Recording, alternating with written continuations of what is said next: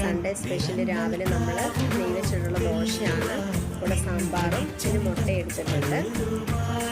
അപ്പം നമ്മൾ ഉച്ച കഴിഞ്ഞ് കൃഷ്ണേന്തി കാണാൻ വേണ്ടി പോകുന്നുണ്ട്. നമ്മുടെ കൂടെ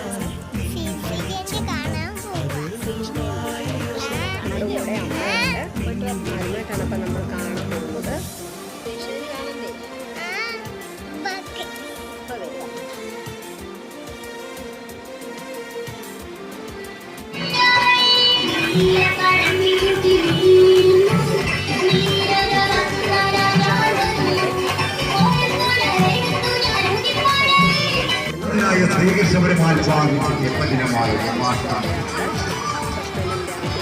ആദിശങ്കരനും ശ്രീനാരായണനും മാനവരാശിയെ സ്വാഗതം